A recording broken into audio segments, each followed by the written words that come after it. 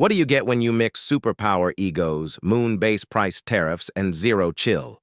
You get the US-China trade war, round two. And this time, it's not just about cheap phone chargers. We're talking new tariffs, retaliations, and global markets clenching like it's 2020 all over again. It's like watching two billionaires wrestle for the front seat while the rest of us are duct-taped in the trunk with no air conditioning. So buckle up. Because what started as a trade tiff is now a full-blown economic soap opera with nukes, chips, and a lot of ego. Flashback to 2018, when America said, hey, China's cheating, stealing IP, dumping goods, gaming the system, and slapped hundreds of billions in tariffs like it was going out of style. China fired back, you built the game, and now you're salty we're winning? They hit soybeans, cars, and anything that screams Middle America. Suddenly, it was WWE with spreadsheets. Everyone throwing punches, no one blinking, and both sides yelling, we're winning. Then came the Phase 1 deal, which honestly was more like duct tape over a cracked dam. They walked away, limping, but somehow proud. Classic. Then 2025 rolls in, and boom, the U.S. brings back tariffs with a vengeance, hiking rates up to 145% on key Chinese imports like it's a punishment round. The reason? China violated trust. Translation: they disrespected us economically, and we're not over it. Other countries got a 90-day timeout to prepare. China? Not even invited to the barbecue. Beijing goes full stone-faced mode, drops 125% tariffs, bans some U.S. firms, and starts gatekeeping rare earth metals like they're Pokemon cards. They basically told America, good luck building your little tech empire without our parts. And just like that, it's pedal to the metal. No brakes, no airbags. Meanwhile, global markets are like, please no, not again. Because stocks are diving, commodity prices are spiking, and investors are panic-hugging their retirement funds.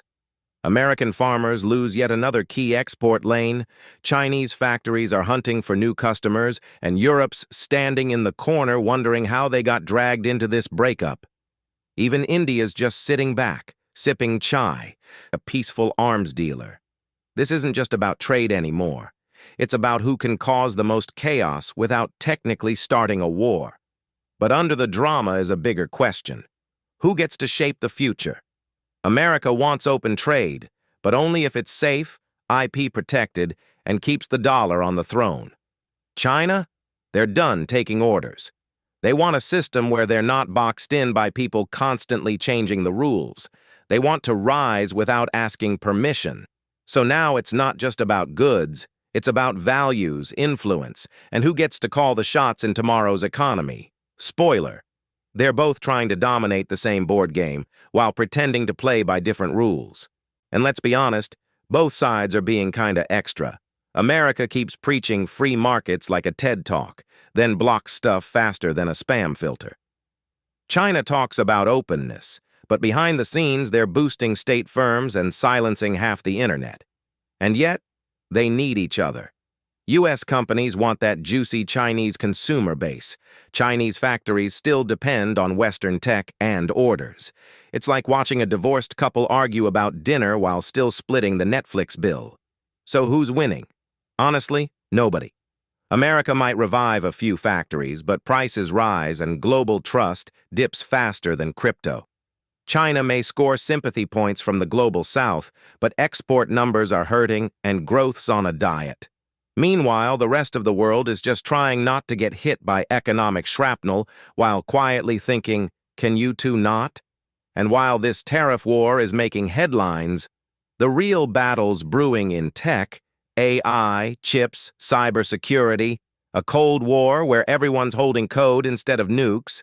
Best case, they calm down, call a timeout, and figure out rules that aren't written in all caps.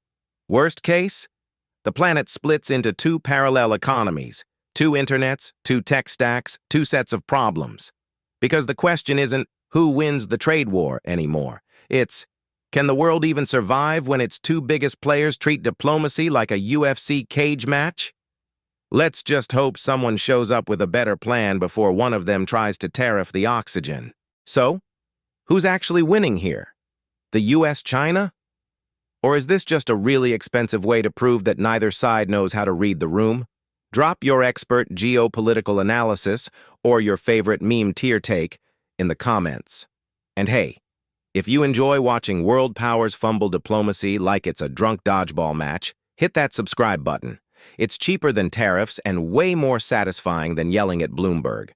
We've got more episodes of global absurdity coming your way, because apparently, sanity is not trending in 2025.